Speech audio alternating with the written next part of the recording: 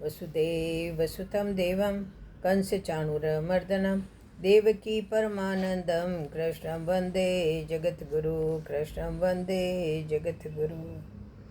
बोलो शनि भगवान की जय हो। आज है डोंगरे महाराज की आप बीती।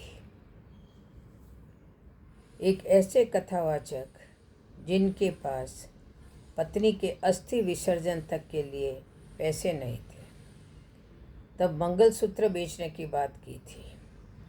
यह जानकर सुखद आश्चर्य होता है कि पूजनीय रामचंद्र डोंगरे जी महाराज जैसे भागवताचार्य भी हुए हैं, जो कथा के लिए 1 रुपया भी नहीं लेते थे, मात्र तुलसी पत्र लेते थे।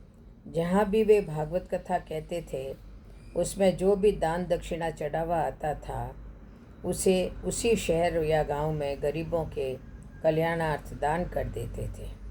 कोई ट्रस्ट बनाया नहीं और किसी को शिष्य भी नहीं बनाया। अपना भोजन स्वयं बनाकर ठाकुर जी को भोग लगाकर प्रसाद ग्रहण करते थे। डोंगरे जी महाराज कलयुग के दानवीर कर्ण थे।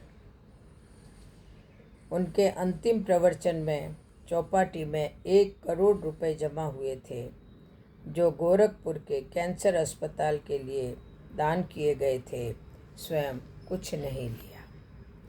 डोंगरे जी महाराज की शादी हुई थी। प्रथम रात के समय उन्होंने अपनी धर्मपत्नी से कहा था, देवी, मैं चाहता हूँ कि आप मेरे साथ 108 भागवत कथा का पारायण करें। उसके बाद यदि आपकी इच्छा होगी तो हम गृहस्थ आश्रम में प्रवेश करेंगे। इसके बाद जहाँ जहाँ डोंगरे जी महाराज भागवत कथा करने जाते, उनकी पत्नी भी साथ जाती।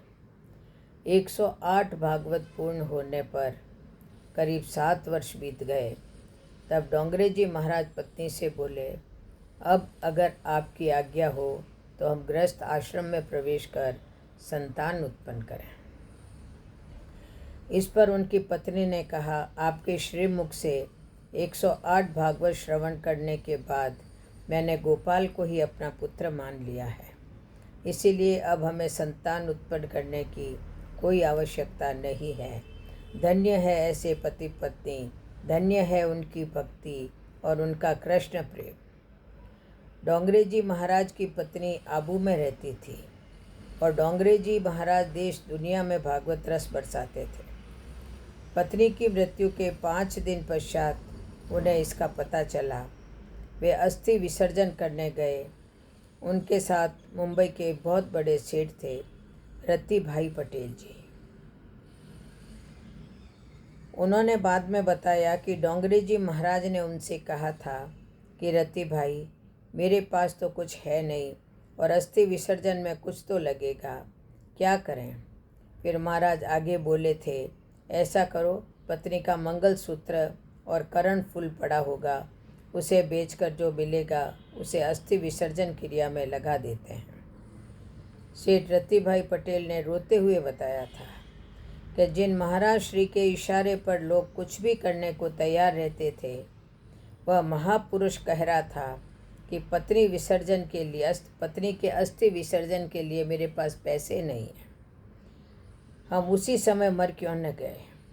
फूट फूट कर रोने के अलावा मेरे मुँह से एक शब्द नहीं निकल रहा था। ऐसे महान विरक्त महात्मा संत के चरणों में कोटि कोटि नमन भी कम है।